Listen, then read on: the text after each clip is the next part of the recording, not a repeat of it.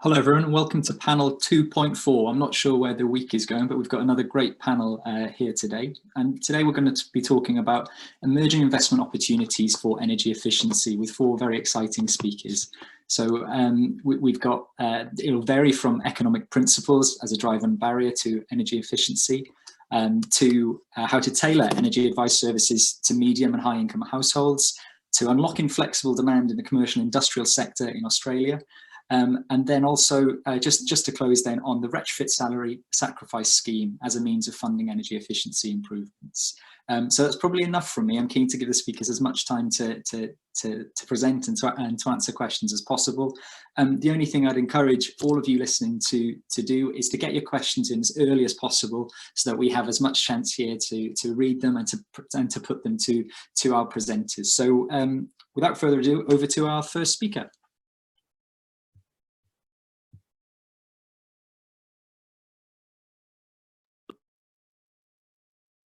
Hello and welcome to my presentation with the title Are Economic Principles a Driver or Barrier for Energy Efficiency and Climate Policy? The results I'm presenting today are from a research project that we did at Eco-Institute together with Fraunhofer ISI on behalf of the German Environmental Agency, where we looked at the role of economic principles in formulating environmental policy.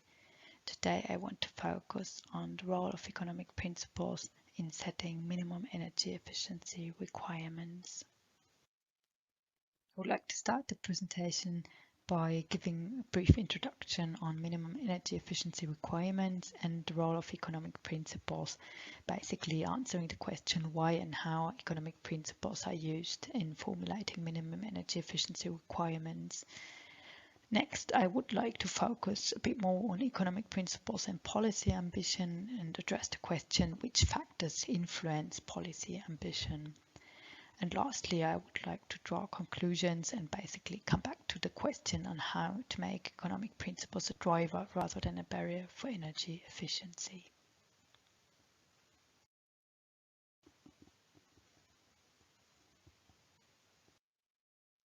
The main policy instrument I would like to discuss today are minimum energy performance standards that set minimum requirements for energy efficiency.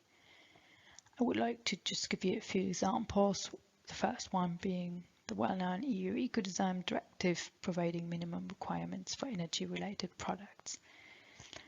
The Eco-Design Directive provides the frameworks for setting the minimum requirements for all kinds of products such as household appliances, lighting, electric motors and many more. And products that do not meet those requirements cannot be placed on the EU market. Another example is the EU Energy Performance of Buildings Directive providing provisions that member states shall set minimum requirement for the energy efficiency of buildings, and those minimum requirements shall address energy relevant elements of the building envelope and need to meet the requirements when they are replaced or retrofitted. Then the last example are national building codes, such as, for example, the German Buildings Energy Law, setting minimum requirements for new buildings and for building elements that are retrofitted or replaced. There are many more examples of minimum energy performance standards, just to give you those three. All those examples have in common that economic principles in one way or the other play a role in formulating the ambition level of those standards. Now, the way in which the ambition level of such minimum energy efficiency requirements is set is very important. Now, coming from the energy and climate policies perspective, in principle, the ambition of such requirements should be aligned to climate targets. So in the example graph we see below, we see the final energy consumption in the EU as the green line, and then we see as the red line the target for energy efficiency for 2020 and the target for 2030 as the blue line.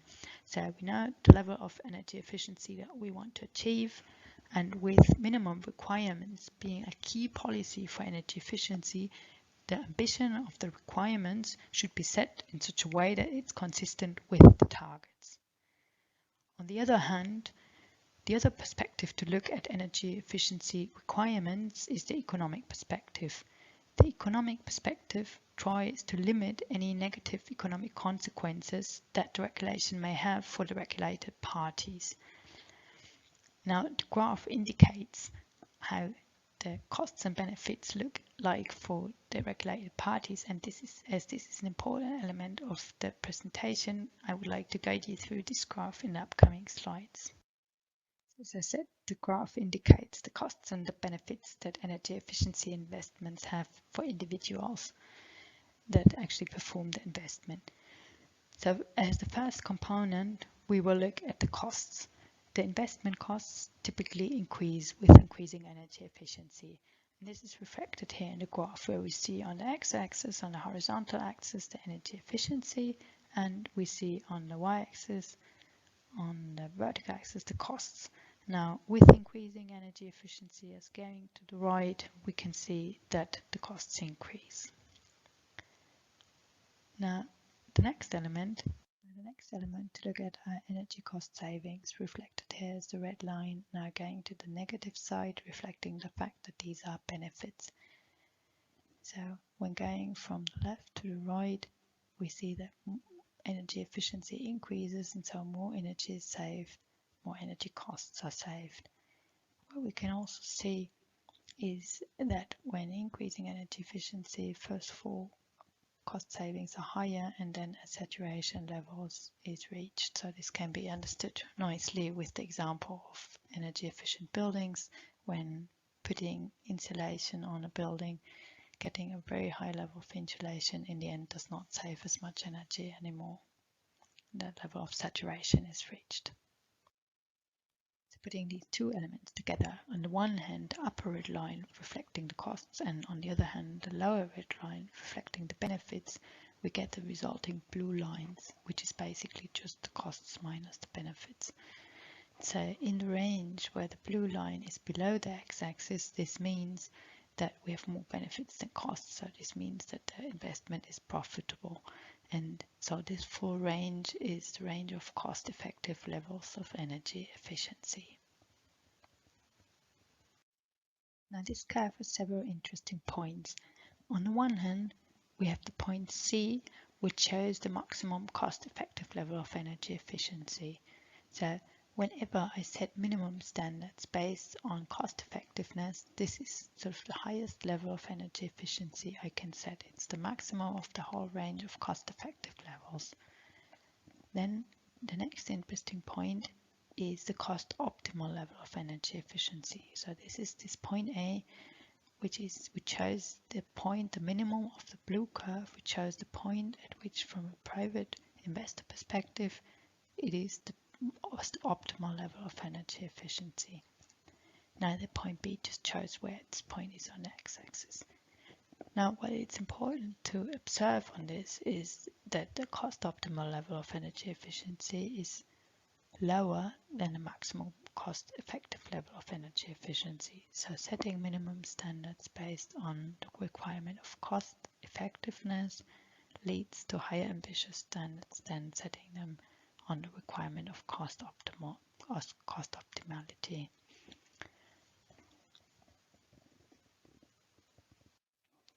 Now from an energy efficiency perspective, basically what we want is to have the requirements as far as possible on the right side of the graph. So we want to have the requirements at a high efficiency level. And so in the following slides, we want to look at how different factors change the shape of this graph and show how this point of setting the ambition level can be shifted more towards the right. The first thing that we want to look at is how does this change with CO2 pricing or with any other form of pricing the environmental damage that energy use is causing.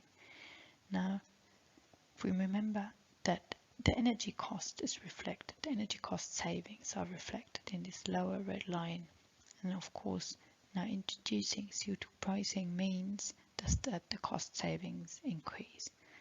Now, going to the next slide, we see this in an animation. We see now an increase in CO2 pricing. So we see the red line shifting downwards, and we see how those points that we discussed before move on the x-axis. So first looking at the point C, we see that this moves considerably towards the right. We see a considerable increase of the level of ambition of the standard that we would set. On the other hand, looking at point B, we see that the ambition level also increases. However, the increase is much less. This is reflected in the shift of the minimum that we can see on the point A. So including CO2 pricing or any other environmental damage cost shifts the level of cost effectiveness towards more ambitious level of energy efficiency. The cost optimal level is shifted towards more ambitious requirements to a lesser extent than the one of cost effectiveness. Another element that can be included in calculating the cost-effective levels of energy efficiency or the cost-optimal levels of energy efficiency are subsidies. If we include subsidies in the calculation, this means that for high efficiency solution, the investment costs are lowered by the subsidy, and this leads also to a shift of the cost-effective levels towards more ambitious solutions. Now, this is particularly true for the case where subsidy schemes provide higher funding for more efficient options than for lower efficient options. So if the subsidy is sort of staged, providing higher subsidy for higher efficient solution, then the cost optimum and the cost effective level are shifted towards the right. Next point I would like to make here is on the role of interpretation in using economic principles and setting minimum energy efficiency requirements. So far we looked at the input parameters that are used in the calculation. So we looked at if CO2 pricing is included, if subsidies are included. But another question is, how are economic principles being used to set minimum requirements? So the first point we already saw is that cost effectiveness leads to more ambitious requirements than cost optimality. So standards that are set based on cost effectiveness, here reflected as point C, lead to higher ambition levels than when using cost optimality for setting the standards. Then a very important point is that economic principles can act as an upper limit or as a lower limit to the ambition of minimum requirements.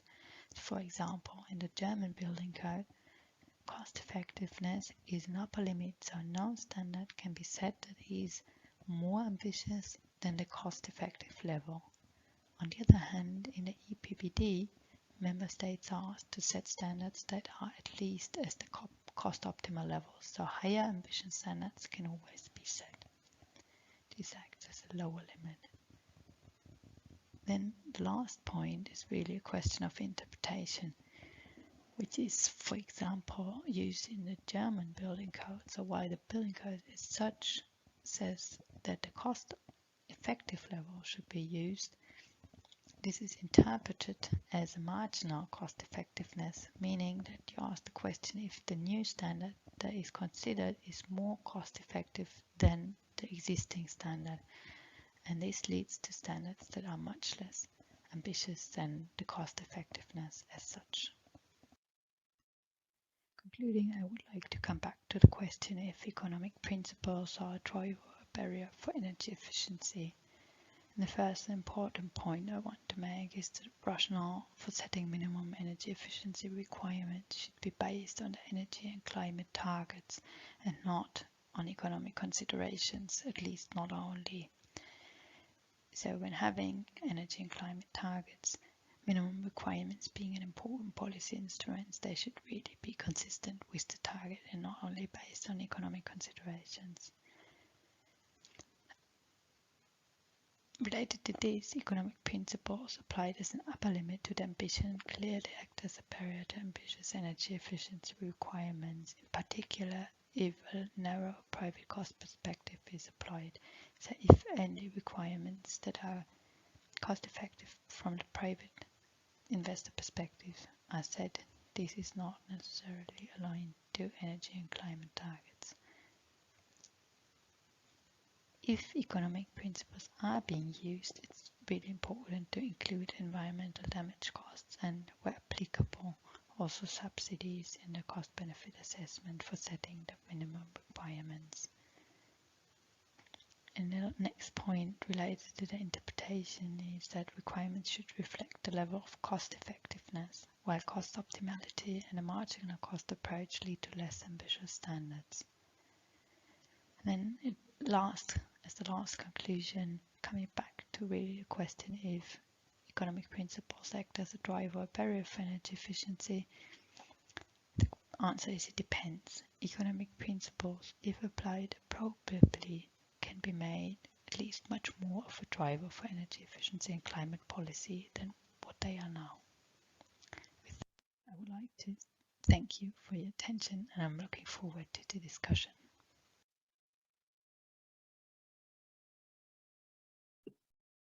Thank you very much. So we've got a question that's come in, which I think is a point of clarification.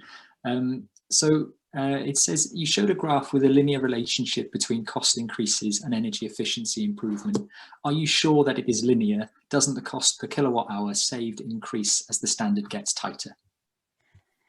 Yes, so that's a good question. So this was a schematic representation, and of course this is not always the case that it is linear. So it's an important question, and of course, so for example, taking the example of buildings, putting insulation on a building, it does not linearly increase, but it somehow is related. So putting more insulation gives you more costs, and at some point you reach a point where savings are not generated equally. So it's not strictly linear. So you're completely right. This is sort of to give you the schematic representation on how you come to such a curve with a minimum, which is sort of the key point that we wanted to discuss here. Thank you very much. And I can't see any other questions that have come in, so I'll move on to perhaps a broader question about what do you think the next steps are from moving to implementing this approach, where we move to this more cost optimal approach instead of a cost effective one? I mean, the question is really, do I at all want to take economic consideration in setting minimum standards? Because from a climate perspective, it would be much better not to have economic considerations at all. But if I want to keep economic considerations, I think really the most important first step would be to include CO2 pricing in the calculations, and not only CO2 pricing that is currently available, but higher prices that are needed in order to really reflect climate damage. So I think from a practical level, this would be the next point, but at a more theoretical or, in a sense, overarching level, I would recommend not even to use economic principles in setting minimum standards. Okay, thank you very much. I'll just check if we've got any other questions. I can't see any, so I think what I'll suggest is, for the time being, we'll move on to the next presentation, and then hopefully we can come back to more as they come in at the broader Q&A at the end. But thank you very much. If it's okay, Rachel, to move on to the presentation. Hello everybody, and thank you for joining my presentation. Today I would like to present our approach for tailoring energy advice services to medium and high income households in an urban environment. The research has been commissioned by the administration of a major German city in order to develop suitable public energy advice offers. The reason why these households should be targeted more specifically is well summarized in this graph from a recent study, which shows the total consumption emissions by national income groups in the EU in 2015.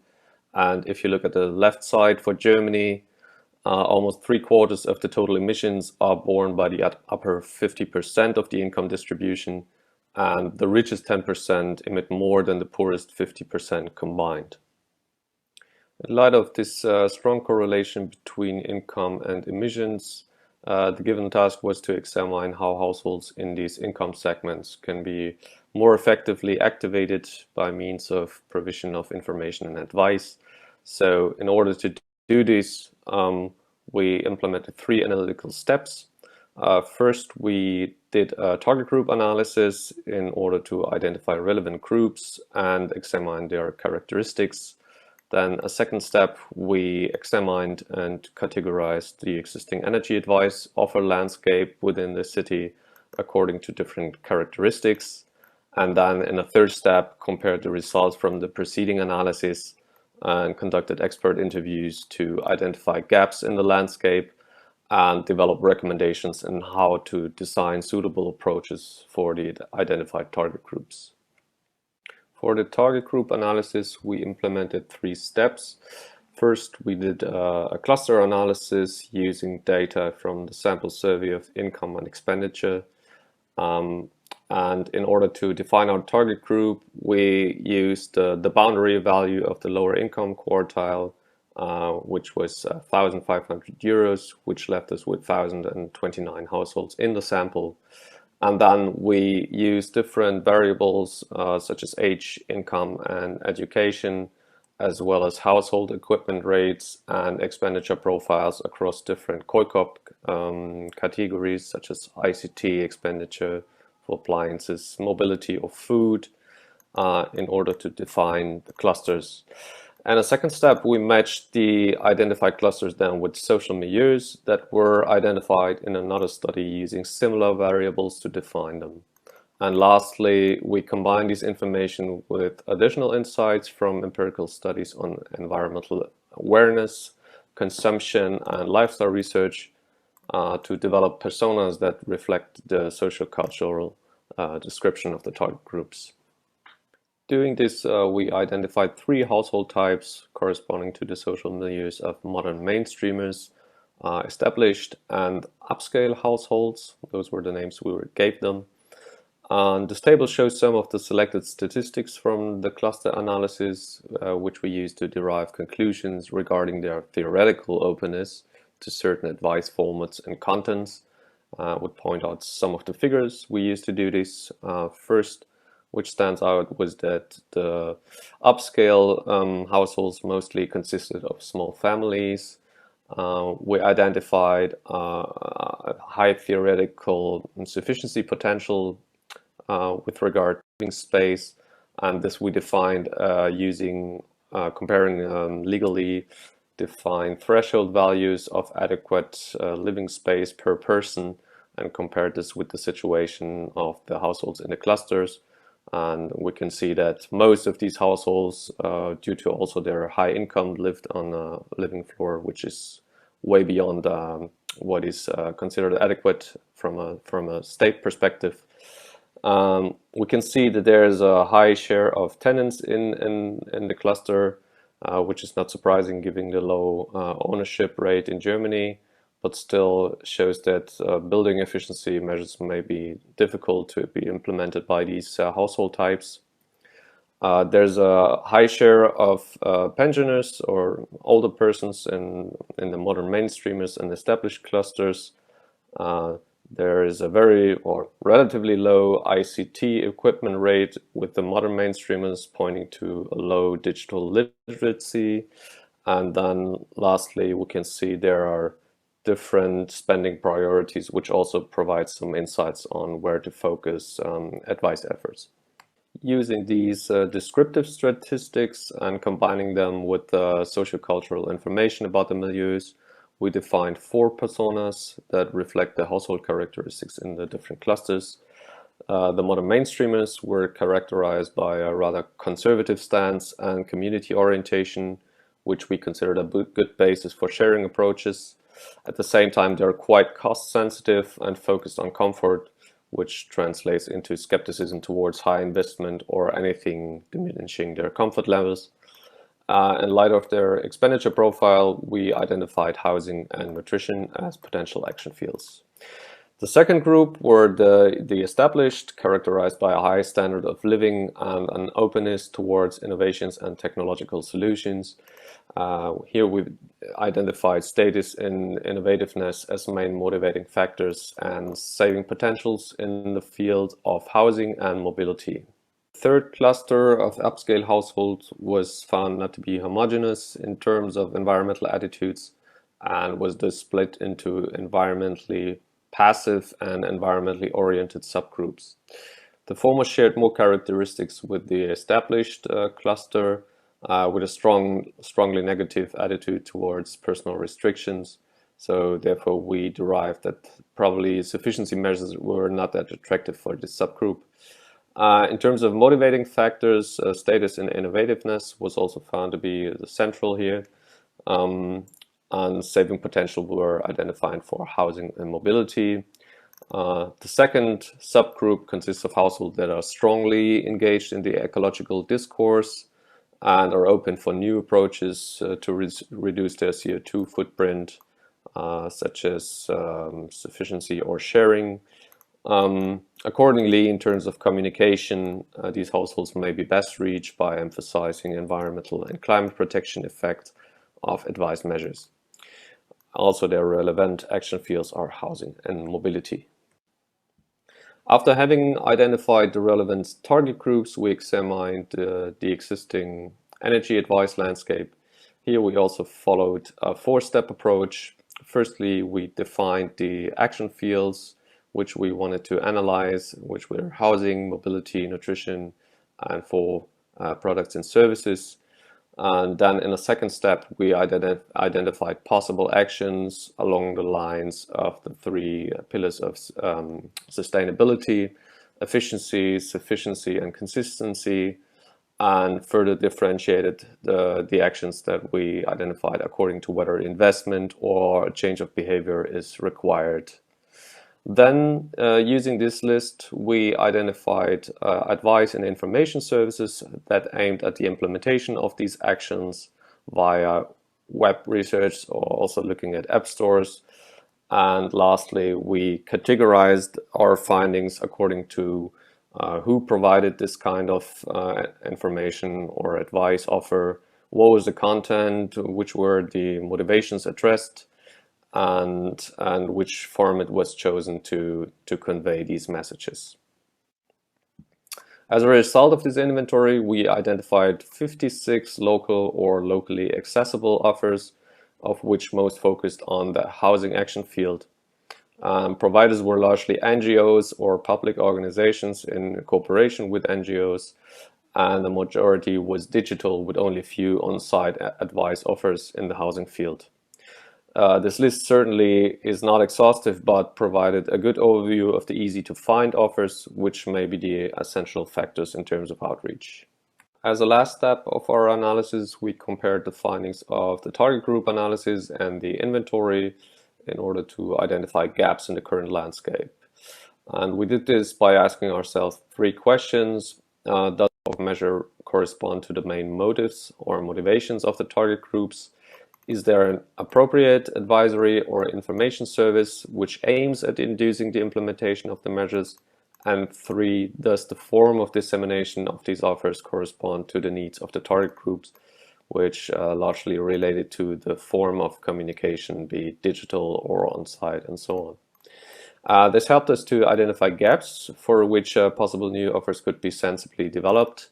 And then in the second step, we implemented 6 expert interviews with experts and providers of advice in the action fields to broaden the information base for the development. As a result of the gap analysis, we found that most of the actions or topics that we looked at were actually covered by existing offers. This led us to the conclusion that potentials for further development mostly lie within further aligning the communication to specific motivations of the target groups, or also identify new ways of conveying this advisory content. From the interviews, we also derived some general recommendations, which I'd like to share with you. One was that provision of information and advice should be embedded in an overarching political vision or strategy in order to give it credibility. The second recommendation was that efforts for households to find and make use of the right service must be minimized in order to improve outreach, which can also be achieved by using local service bureaus or visiting our digital offers. A third recommendation was to link sustainability issues with other topics. One example would be, for instance, if you look at energy efficient windows, which can also be framed to improve security for those living in these buildings. And fourth was that trustworthiness and credibility of advisors is key in order to improve the effectiveness of provided advice, which could be achieved by either matching peer groups, like matching advisors from peer groups to those to be advised, and also own experiences with the advised measures was considered to be very beneficial to improve authenticity.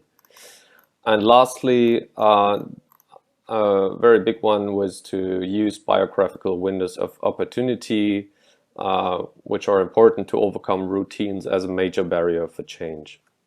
Based on these findings, we developed recommendations for a modular set of options in the field of housing and mobility mostly, and one overarching recommendation, which considered the potential openness and saving potential among the target groups.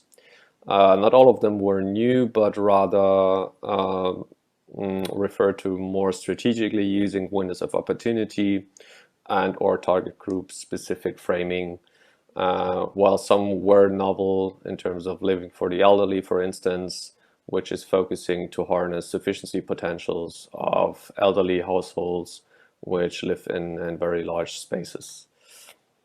To exemplify our recommendations, I would like to quickly present our approach for improving sustainable family mobility, which is targeted at environmentally oriented upscale households. The background of these recommendations were that changing mobility needs of young families, which often lead to the purchase of automobiles to facilitate the new day-to-day life, for example, to drop off children at kindergarten or school on the way to work. Accordingly, we suggested that advised actions could be the use of cargo bikes or organization of walking buses, which could be argued for by pointing out benefits related to health, safety, and independence of children. And possible windows of opportunity could be the birth of children or the enrollment in kindergarten or school, and which could also be the places in which these kind of advice services could be implemented. Also, antenatal classes could be used for this, and cooperations could be implemented with schools, kindergartens, or sports club. To conclude the presentation, I would like to point out some of the limitations of the approach, which is one related to the underlying data, which is not representative, and this restricts policymakers to focus their political efforts. The matching procedure may not sufficiently consider other relevant predictors of consumption behavior, and also there's a very strong assumption of stable preferences within clusters across different topics. Lastly, there's limited consideration of local circumstances due to resource restrictions, so the specificity of recommendations is also limited. A way forward could be to implement a specific survey or empirical testing of the recommendations.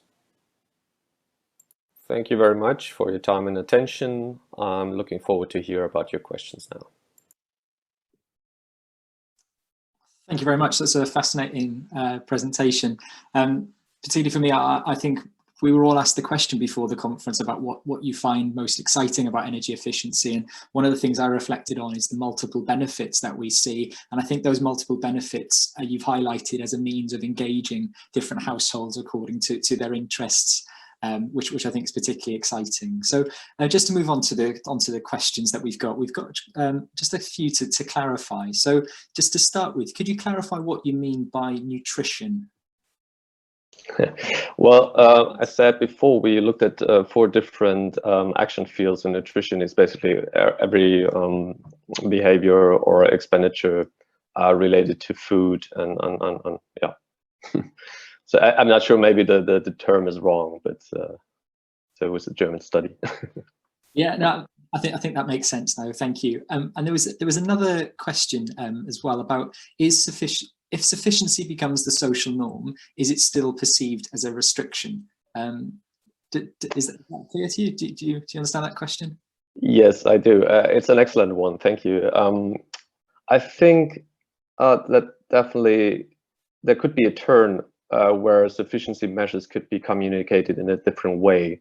But going back to one of the recommendations we got from the interviews was that this needs to be embedded in a political vision or strategy which emphasizes the benefits of these actions in contrast to portraying them as restrictions of freedom, as it is done often today.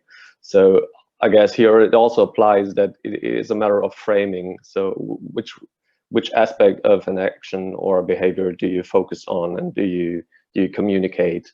And but I will not lie, this will be a tough one, my perception. Yeah, I think that yeah, it sounds like it will be the case. Quite a difficult nut to crack. And brilliant. We've got another question from one of the panelists, which is nice. And the question says, your work shows nicely that target group specific approaches for advice measures are important. Could you comment to what extent it'd be beneficial to design target group specific approaches for other policies, such as, for example, financial subsidies? Well, I think this is applicable to any field, really, since it is very much related also to consumer-focused marketing, which has been implemented quite successfully by commercial actors. So I think looking at the example of financial subsidies, one of the findings we had that we need to approach the target groups in situations where they deal with the kind of action or are in currently implementing an action related to that field. So speaking of financial subsidies, then clearly one recommendation could be to use the financial institutions or any kind of financial transaction in which these could be promoted and so on. So using windows of opportunity that really focus on what motivates people to invest in different actions and use that, and also look at where these could be best reached. So yes, I think that's the case. Great, thank you. I think we've got time for just a couple more questions. I haven't seen any come through in the chat, but I had a point of clarification for myself and a question as well. So you mentioned biographical windows of opportunity. Could you just explain a little bit what those are exactly? I'm not too familiar with the phrase. Well, one finding that we had was that the toughest nut to crack really is to break through the routines that people developed over the years, and they keep on doing what they do, not really reflecting on it, especially in fields which are not that interesting. I mean, speaking of electricity, which is a low interest product, so there's actually people only start dealing with it if there is if there's a point in their life where they have to do it, when they move and they find another provider or something like that. So and the windows of opportunity we described here were mostly related to also changing social situations where people stop working, for instance, they become pensioners, where they start growing a family, where they move. Well, it could be also really rough breaks, like, you know, dropping out of a long-term relationship. But I don't have an idea how to reach those people, but these are exemplary for the kinds of situation we're speaking about here. Okay, thank you. I think that leads on to the final question, which I'll just try and squeeze in quickly. I think the example that you mentioned was about a family who perhaps want to be a bit more environmentally friendly, and they understand that perhaps taking their children to school is best to do on a cargo bike than taking a car in a city centre or something like that. I mean, do you feel part of the problem with energy efficiency is that for the average person, we don't really see how our homes, how we heat them, and how we use energy in them relates to the climate? It's maybe that one step detached. And do you think that there has to be that kind of I mean, to what extent do you think that is the significant barrier that people won't make those steps in energy efficiency because they see it as unrelated to the environment somehow? Yes, I think that is accurate. One of the findings we had was that the low visibility, especially with regard to energy efficiency, is an issue. And there were some proposals on how this could be addressed, like providing, for instance, looking at the buildings, providing some kind of label, like a visible label on the outside of buildings, which makes it more visible also to neighbors, and also makes it something to brag about, really. Because, I mean, that's a very strong driver of behavior, competition, and also comparison with other people in the peer group or in the close environment. So I agree that there needs to be some innovative thinking on how this could be made more visible to really drive, really draw on underlying motivations. Brilliant. Well, thank you very much. And I think we need to move on now, but that was really interesting. And I think our next presentation is actually coming live. So over to Danny, I believe. Thank you very much. I'll just share my screen. Can you see that, James? Yep, that's great. Thanks. Great, thank you. My name is Danny Alexander and I'm the Race for Business Program Leader here in Sydney, Australia. That's why it's a little bit dark over here. And I'm looking forward to talking to you today about catalysing a low regret transition. In particular, unlocking flexible demand from commercial and industrial customers, because that's my role in Race for 2030, which I'll explain in a moment. But before I do, something that we like to do at the beginning of our presentations is an acknowledgement of country. So here I like to acknowledge the traditional owners of the ancestral lands, and understanding that we're coming from lots of different places. In fact, in this case, unusually from different countries. But where I am here is the land of the Gadigal people of the Eora Nation, and I recognise their continuing connection to the land, waters and culture, and pay my respects to their elders past, present and emerging. Today, what I'd like to do, it's a bit jam-packed. We have quite a dense paper if you have a chance to read it, but really I'd like to set the scene and explain what I mean by Race for 2030 CRC that I alluded to in my title, and also define what I mean by flexible demand, because I know that we do use different terminology and there are different topics in today's session as well. Then I'd like to talk to you about the research that myself and my colleagues Thomas Brisbane and Charlie Branson did in the context of both a methodology for identifying research priorities if you were a policymaker or a program developer, as well as the content findings that emerged from our work through Race for 2030, which related to the size of the prize, how much flexible demand potential there is today and in the future, the barriers to accessing that untapped potential in the future, and then proposed research areas that we are hoping to fund over the next 10 years, in particular related to technical barriers and Industry 4.0 solutions to that, so AI and IoT, as well as market options like pricing incentives. So about us at Race for 2030, we are very new on the scene, but we stand for reliable, affordable and clean energy for 2030, and we are in Australia called a cooperative research centre, which is an industry-led initiative which is part funded by the government, which we have 68.5 million to spend over the 10 years, but also part funded by industry and research partners. So our total budget for allocation over the 10 years is approximately 350 million.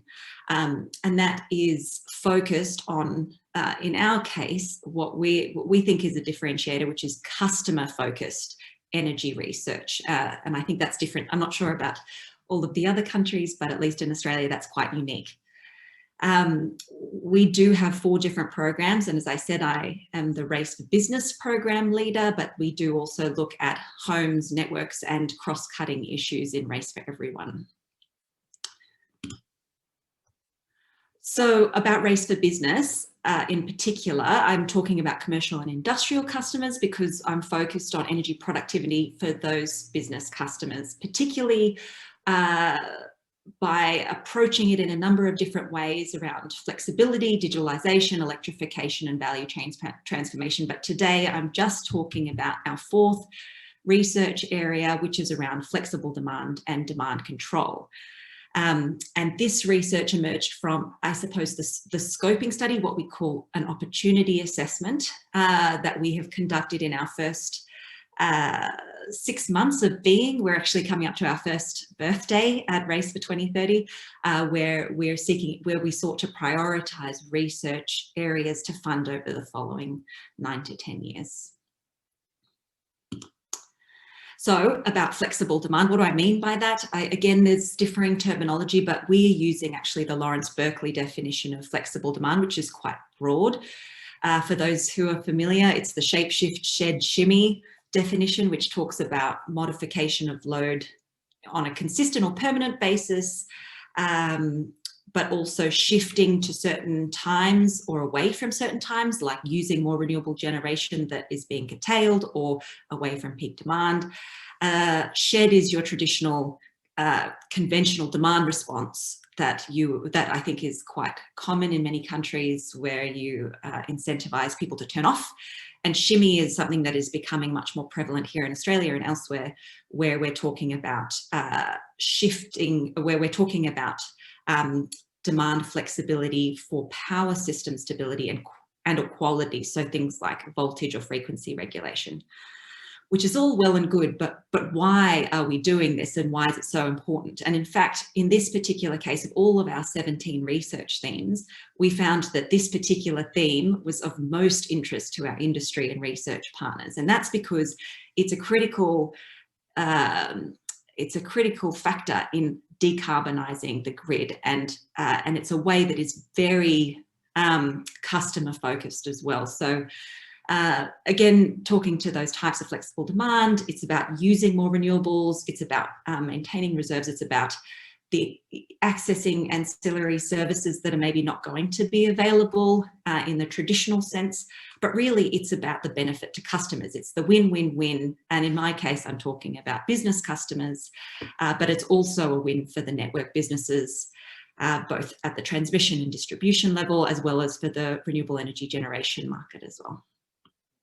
So in terms of the research, I'm just going to walk you through in I guess a chronology of what we had done, which to logically get to the end outcomes, but really we started at the start, which is today, scanning what the current flexible demand in the market was, and we realised that even with those traditional demand response schemes, we're only accessing about half of the technical potential.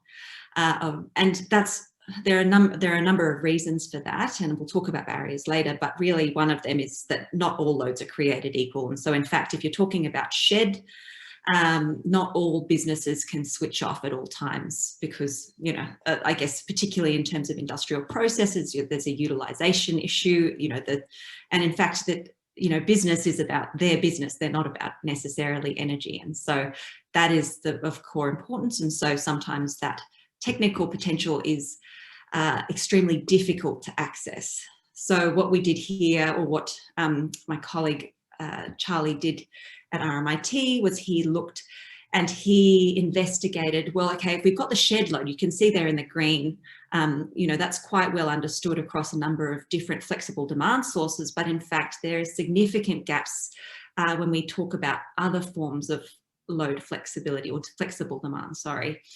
I'll try to use the same terminology, in particular around shifting and shimmying. And that's really interesting from a research perspective because those are really important and could, I guess, they could really be high impact research projects for us if they were able to, say, integrate more renewables. So looking forward, I suppose our shed resource is to often really large energy users switching off. So looking forward at the future where the flexible demand potential could be, we understood it to be that next tier of customers that perhaps don't have the high energy usage themselves, but could be aggregated to provide significant flexible demand potential. And I developed a novel matrix for being able to assess what could highly prospective sectors and loads look like that could be aggregated, and we've called it the HUFF matrix. So the HUFF matrix stands for the three factors, and we've split the F into two, that are most important if you are coming from the position of an aggregator or a retailer who is bringing together those resources. And it's much easier to bring together sectors or loads that are homogenous, that look quite similar. So you can either approach customers in the same way, or you can take on loads in the same format. They're ubiquitous, there's a lot of them, so you can rely on having enough resource to meet the network or market need, and they're also feasible. And we've split that into two because there's a techno-economic element of feasibility, but there's also the customer side of feasibility, so the availability potential, whether the customers are actually going to engage with the mechanism or incentive that you enact. So I haven't put up any of the scoring elements behind these numbers, but I just wanted to show you, I guess, the findings rather, so we can talk about the methodology if you'd like. But really what we found, we did this for the industrial sectors and the commercial sectors that were prevalent in Australia, and found that in the industrial side, agriculture, manufacturing and water utilities really emerged as prospective, flexible demand providers in the future. And in the commercial sector, we found that, in fact, it was apartments, public buildings and supermarkets. And there are various reasons for that, which I can discuss. But say in this case, it's because apartments were much more homogenous than, say, offices. Public buildings had customers who were very interested in engaging in flexible demand schemes, and supermarkets were obviously extremely ubiquitous and look quite similar as well, and have very prospective loads, particularly in terms of cooling and potentially storage as well, if that was developed further. So moving forward, I guess, thinking about, that's all well and good to say that there's heaps of potential, but where are the barriers that we could, as a research funding organisation, support? Well, I guess, what could we support that would unlock barriers to flexible demand? And my colleague Thomas at CSIRO had done a similar heat map. There's lots of heat maps in this paper, but he did a similar heat map where he looked at the different types of barriers, but also the different types of people that are engaged in that flexible demand supply chain. So market participants as well as customers, and found 4 key themes. Is that the biggest economic barrier for everyone is a lack of certainty. However, regulatory and policy barriers affect energy market participants and customers in different ways. So there's probably not one regulatory hurdle that we can overcome to unlock all of the potential. Market barriers are most keenly felt by the customers, even though they are relevant for the energy market participants. While the behavioural and cultural barriers actually perhaps were more felt on the market participant side, relating to cultural bias in favour of network side solutions, so network, say distribution network investment, as opposed to looking for demand management alternatives. So to address these barriers, we investigated the literature even further to identify what were the technical and market options that we could support in their development. And we, on the technical side, found that Industry 4.0 had a lot, obviously it's got a lot of potential to advance this space. And so we use CSIRO's framework here, which is quite useful and described in the paper as well. But really found that on the data capture side, there are lots of new IoT options and digital twins that could be invested in, that could improve the understanding of the potential. On the analysis side, there are lots of AI, artificial intelligence opportunities that were in train and could be built upon and leveraged in the Australian market. And also on the control side, for decision and action, including automated demand response, could be really effective, given not just the customer engagement side, I guess, recognising that there is often response fatigue to load flexibility, but also around better characterising baselines, which is a key issue in terms of measuring demand response or flexible demand service. On the market side, we often talk about pricing programs and incentive programs, and there were definitely a number of different opportunities there, but 3 again came forward as key areas that we're looking to support. One is investigating different ratios of capacity and service payments, or availability and delivery payments, improving transparency when customers are engaging in programs, and also expanding incentive schemes to also address behavioural barriers to flexible demand, which is critical given the customer-focused nature of flexible demand products. So I think that might be my time. I've included my, as well as my colleagues' contact details here, and would be happy to answer any questions that you might have. So thank you very much. Thank you very much, Danny. I haven't seen any come through on the chat, but fortunately, we've had some from other panelists come in. So I think the first question that I'd like to ask is about, you discussed homogeneity within say a group of offices or within a sector itself, but is there scope where we could say perhaps match sectors that have similar demand profiles, or perhaps actually have polarizing demand profiles, so that when put together it kind of makes something that's a bit flatter, or could optimize the uptake of renewables? Yes, and I suppose we had thought about the homogeneity from the perspective of the actor that would be aggregating that resource, so who they would be engaging with. But absolutely, I think that different, as I think there might have been a quote earlier that no, all loads aren't created equal, and some are definitely better suited for certain situations than others. So for instance, we're investigating solar pre-cooling in the HVAC space, which is really interesting for that particular issue, but that doesn't actually solve problems at other times of the day or at other times of the year where you're not, I guess what we're experiencing at the moment, 2 things of which is the summer peak, but also a lot of excess rooftop solar generation as well. Thank you very much. And I told a lie. We did have a question come in through the Q&A. I think I wasn't just quick enough to spot it. So I'll shift to that one now.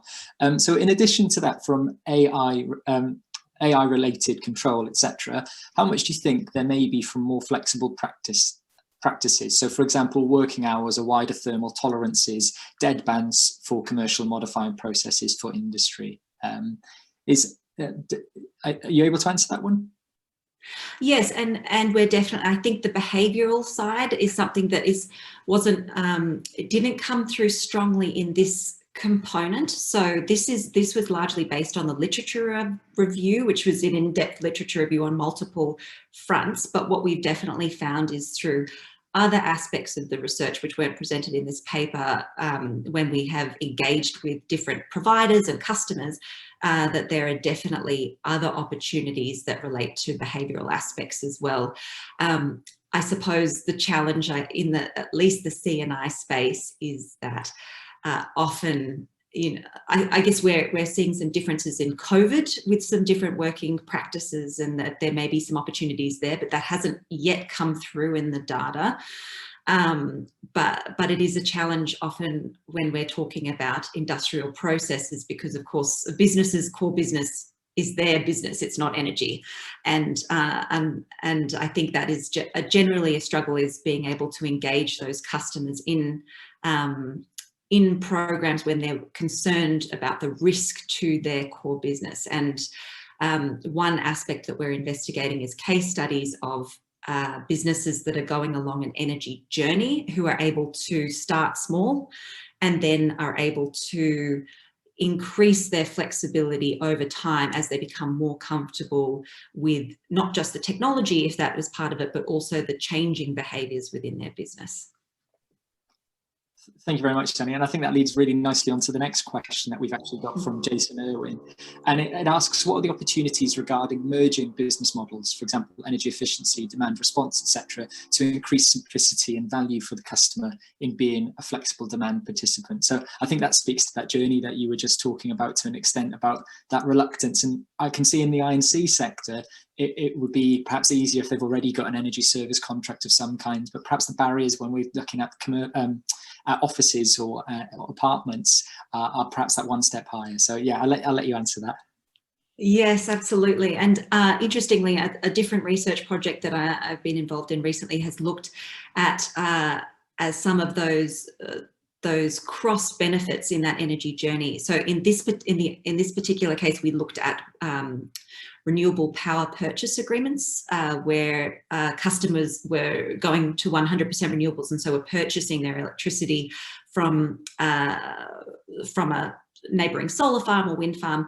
And in fact, there was some concerns from the policymakers that maybe that would come at the expense of energy efficiency and potentially flexible demand. But in fact, what we've seen with the data is as energy literacy improves, so do all of the other benefits come through. So as the businesses have seen how their energy matches with their renewable power purchase agreement, they then suddenly see, oh, I actually don't need to use that much energy for that plant. I had just never looked at that before. Or, oh, it would make much more sense if I just shifted my production 2 hours earlier or later, and then I'd be using more of my solar PPA, say, which is a fixed price, and then that would de-risk my exposure to the other hours of the day.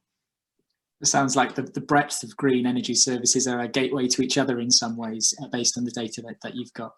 Brilliant. I think that's all we've got time for in the direct Q&A, but I'm sure a few more will come through. So if I can move now onto the final speaker, Rachel. Okay.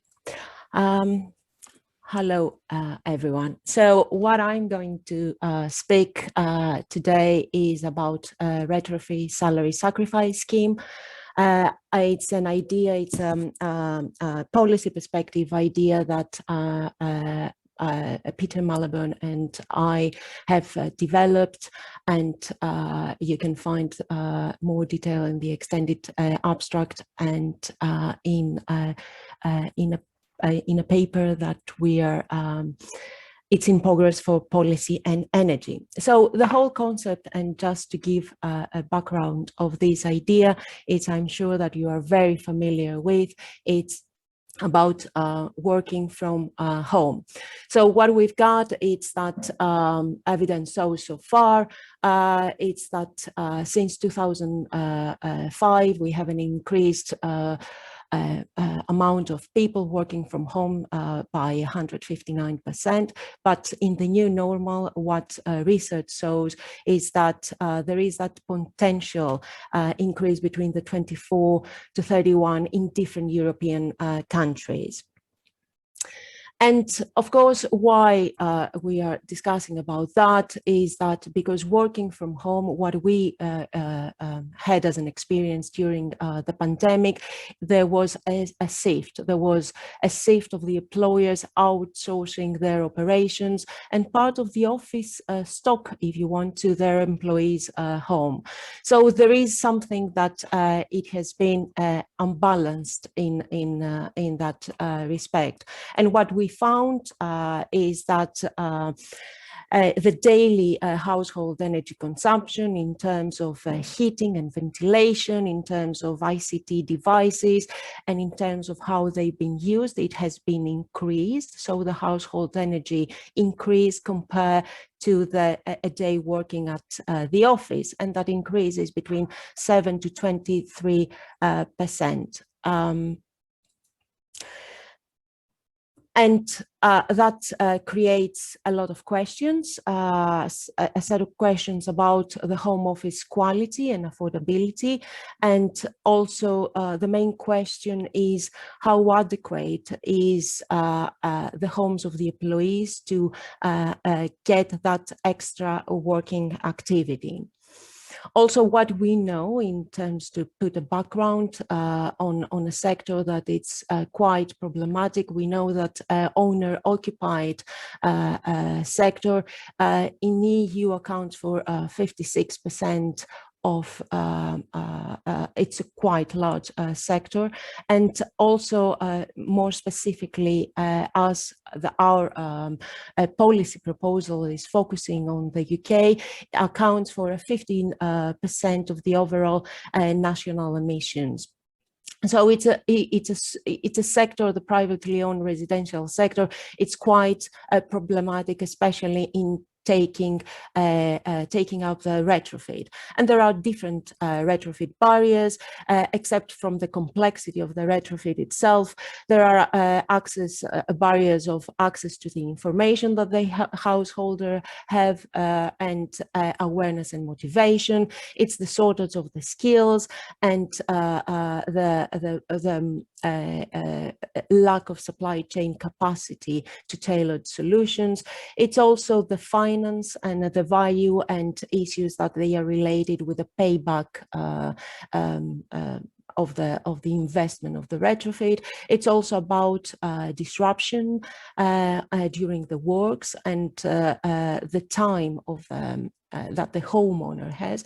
And it's also about quality, the quality of works and the trust between the householder and the supply chains and the installers. So what we've seen in the past, there are different tax benefit approaches in the UK, and more specifically that they have been very successful, and they had a very good turn up in like the Cycle to Work scheme, which today has over 1 million employees participating in that scheme. And that has a basic principle of the employees, of the employer getting a loan through their employer to for a cycle or other benefits. Now, in 2013, the UK Green Building Council, and more recently in 2020, the Green Finance Institute borrowed that principle, have seen that, explored that principle as a salary sacrifice scheme, again, in the concept that the employees are getting a loan through their employer for home energy improvements, which can be repaid via gross salary contributions. What was the problem with this scheme, with this exploration of adopting a tax, a salary sacrifice scheme in retrofit? Well, in the UK GB analysis in 2013, it was that mostly it looked one policy solution to tick multiple boxes and solve the problem of the whole housing sector. So it looked fuel poor, looked social housing, looked one scheme to be the driver and the potential to reduce fuel poverty, and has an impact in housing prices, and so forth and so on. Whereas the Green Finance Institute, the latest one, has narrowed down the sample and looked specifically as have seen the salary sacrifice as a lending product for owner occupied, and looking at a number of potential with delivery partners. However, the problem to both analysis back then and the proposals of a salary sacrifice is how to create demand for uptake. And it's here where our proposal is coming. We've seen on one side that we have the percentage increasing and there is a demand from working from home. So what we are suggesting is a scheme that builds on a salaried homeowners and for flexible home working. And the trigger in our case is to improve their home office. That shift between the employee and the employer, trying to balance.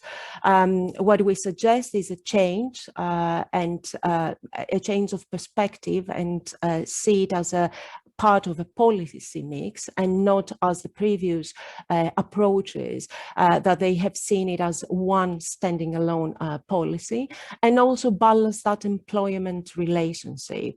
It reduces a customer employee service for retrofit, but also for repair and maintenance improvement, that it's quite acknowledged in the discussions of retrofit. And that service, the aim is to pay the detailed assessment of the building condition. So understand what is the condition, what is the health and safety that we have in their home office, in their office building, in their home office. Understand first the condition and then plan bespoke solutions in order to improve the indoor environmental quality, and creates also a demand for roles and professionals as part of the retrofit service. So we have the retrofit assessor and we have a retrofit coordinator, that they are part of this service and that follows the customer journey. So looking at the key financing principles of what we are suggesting, we have the source of capital, which in our case is the company and the employer, the banks and the government. We have this financial instrument, which is the employee's salary through the salary sacrifice. Then as a project performance, in our case is the home office actual versus estimated energy performance and the improvement of the indoor environmental quality. And the focus of what we are suggesting is the point of sale. So it's the employee and the customer, it's who is to receive a whole house retrofit service, which prioritizes the assessment of the existing condition and then helps to plan and identify funding options. It also, we have the security and underwriting, so there is a combination of public and private finance sources. And also we are building on trusted providers and installers and qualified professionals, creating trusted codes about the retrofit. Now, these 2 points, the point of sales and the security of underwriting, are the 2 points that are also can have multiple benefits to other things that we are discussing also in this conference, like the building renovation passports, so they can provide detailed data in the logbooks. And finally, we have the repayment channel that, as you can see, is through the tax energy efficient benefits or the mortgage repayments. And we have identified 3 groups. And as I mentioned earlier, in all groups, the assessment, the key is to create the health and safety environment for a home working office. So the first group that we identified is houses, existing houses that they have no carbon improvements and no energy measures installed. The second group is existing houses with some improvements and measures installed. And in both cases, in both these groups A and B, the first step is to identify the condition and suggest short-term improvements and repair and maintenance that will help improve the indoor environment of the home office, and also plan further refurbishment interventions in order to mitigate lock-in effects that they can come from single measure approaches. That's a thing that I forgot to mention. It's that the previous approaches that they tackled, they discussed, they explored the salary sacrifice scheme. We're looking at a package of measures, at single approaches. What we suggest is that we need a service that it needs to see the house as a whole house approach. Assess it first and then plan what is the best tailored solutions. And then we bring as a third group one that the new houses, which is older than 5 years old, or existing houses that already have been through a retrofit process with major low carbon improvement. And the reason for that is that we see that houses it's a management of the retrofit installation and energy efficient measures that we install. So it's the repair and maintenance. For example, you have a mechanical ventilation system that after 5 years needs repair. So that energy management can come under the surveys and under the salary sacrifice scheme. And also the longer term is again to mitigate lock-in and rebound effects from future repairs or maintenance or replacements. It's one system. If we replace one measure, that affects the whole. So we identified different objectives to trial what we are suggesting, the retrofit salary sacrifice scheme.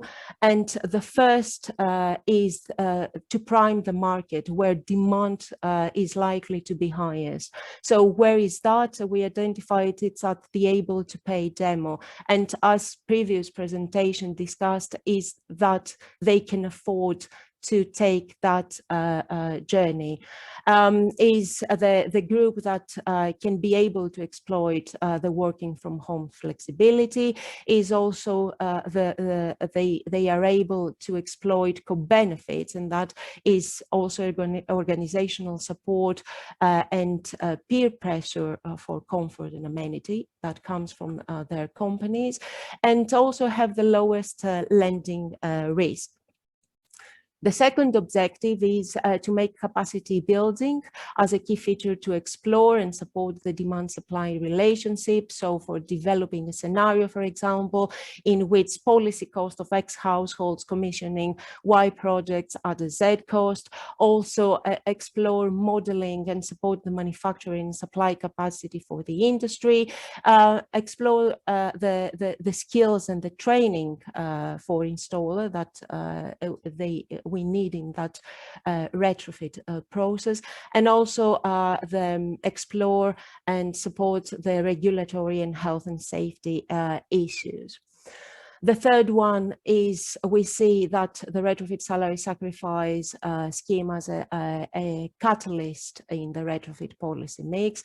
So to understand how it can be used to connect key roles and functions, to connect employers, employees and investors, also functions like the EPC and the retrofit assessors, the utilities, data companies, the lenders and the banks and the building control, the professionals, the installers, the manufacturers, and so on.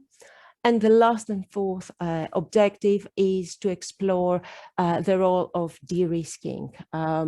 So what is the risk? So by offering, and how we do that, by offering lower insurance premiums for employers, employees and installers, also offering lower compliance cost for installers as part of that scheme, and exposure to energy prices for the employees, owner occupiers, and offering companies environmental target lower risks for the targets that the company, the environmental and social targets that it sets. Lower de-risking the rebound and locking effects that by ensuring that the whole house assessment, which is very often the elephant in the room, who is paying the cost of a whole house assessment, who is paying for that understanding the condition of my house, and plan the short-term and long-term planning, and also offering a lower lending risk for banks and mortgage providers. Finally, we choose to summarize and see the implications for a policy by focusing on the positive sides for these four actors. So I will summarize by saying that for employers is that to improve that engagement and build a positive rapport and influence with their staff and improve their own social and environmental goals. For the employees is to have an effective level of discount for a retrofit as a service, though, that looks their house as a whole, that can make it more affordable and appealing, and also to allow make repayments over an extended period of time, except from improving their home office and their house, of course. For the supply side companies to boost the local market and the demand for retrofit service by creating demand with different roles, and build the market capacity from a service perspective than from packages of single measures only. And for the government to control costs by only focusing in one small market segment, not trying to see all markets, and allowed the market to adjust and build capacity before tackling other income brackets. That's all for me. Thank you for listening, and I'm looking forward for your questions. Thank you very much, Marina, and particularly thanks for managing when put on the spot as you did there.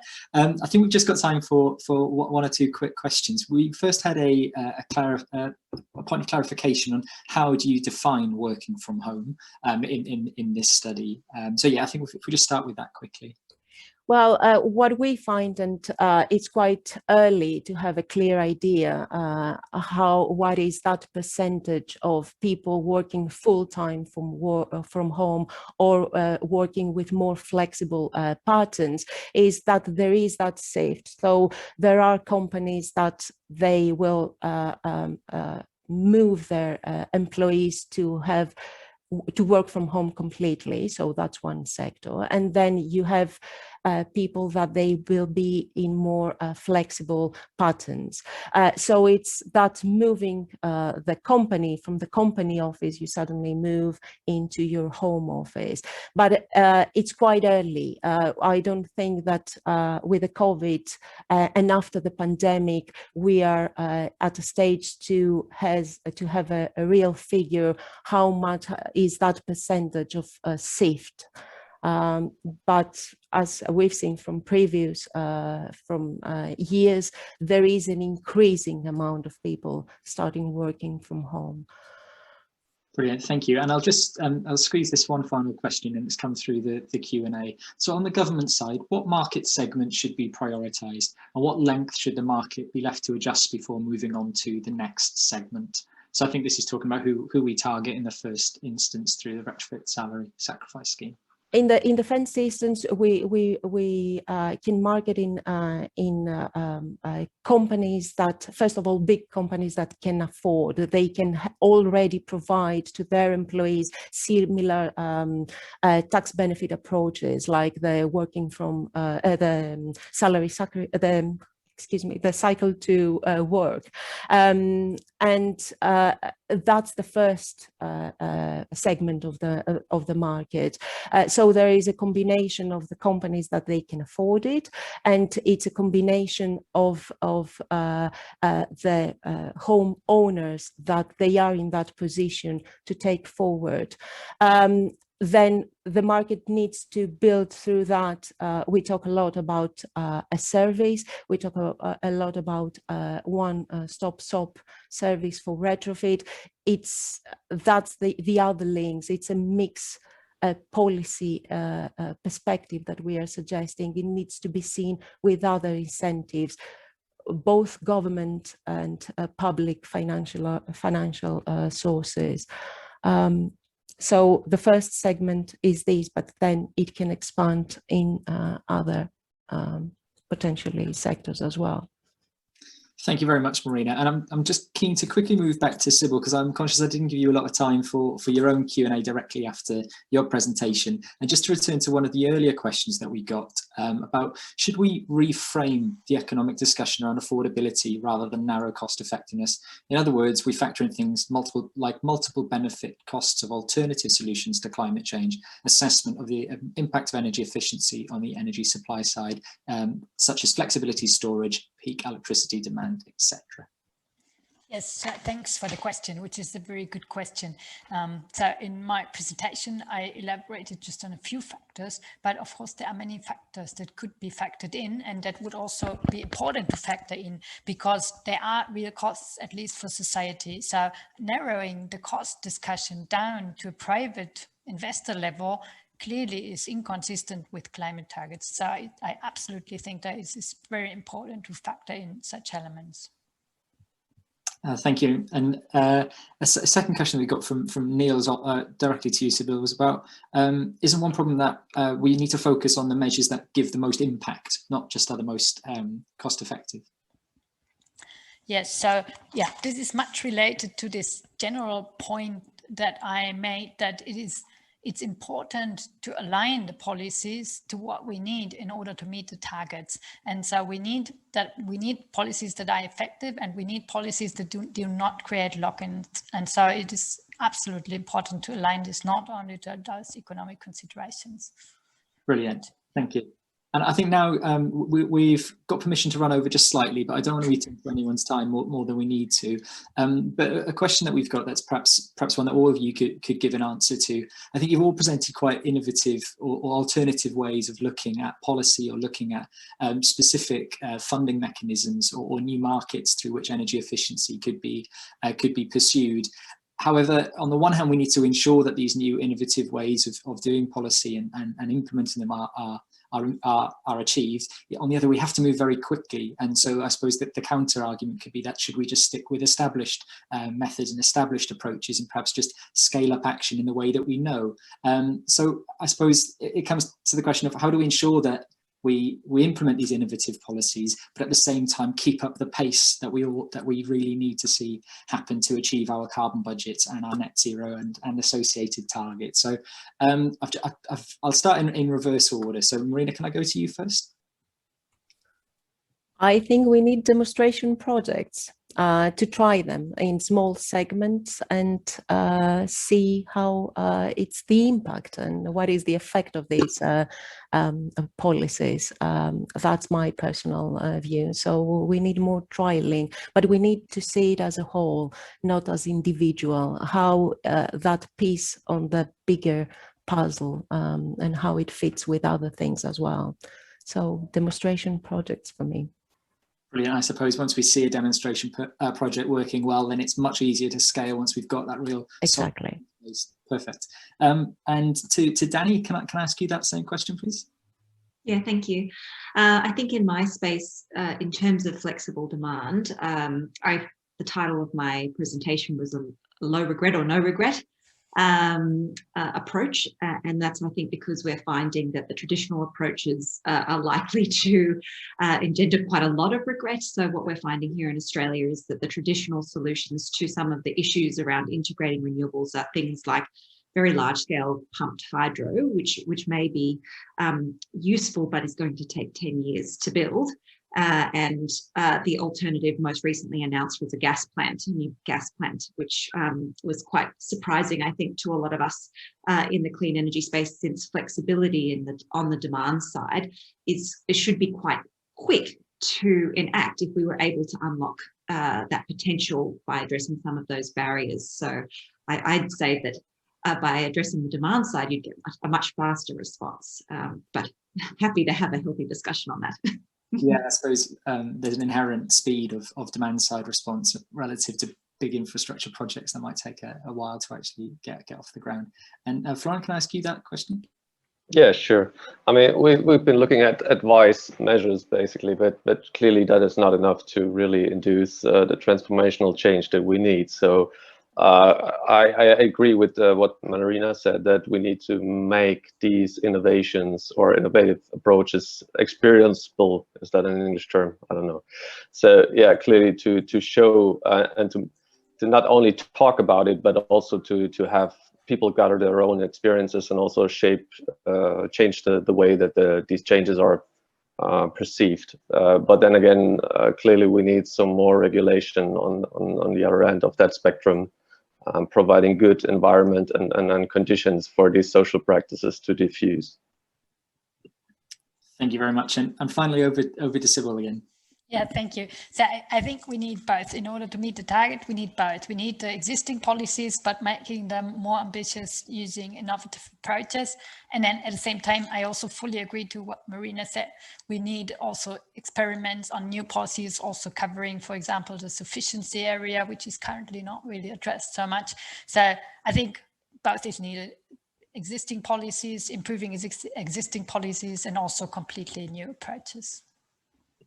Well, brilliant. Thank you very much. I think we need to wrap up there, but before doing so, I just want to highlight an informal session at 4:15, which probably late for some of us, depending on where we're calling in from, particularly yourself, Danny. But for those who can make it, there's two parts of this. So there's a session showcasing the ABC 21 project, which is looking at African and European bioclimatic designs and the use of local materials as methods to develop and promote sustainable buildings.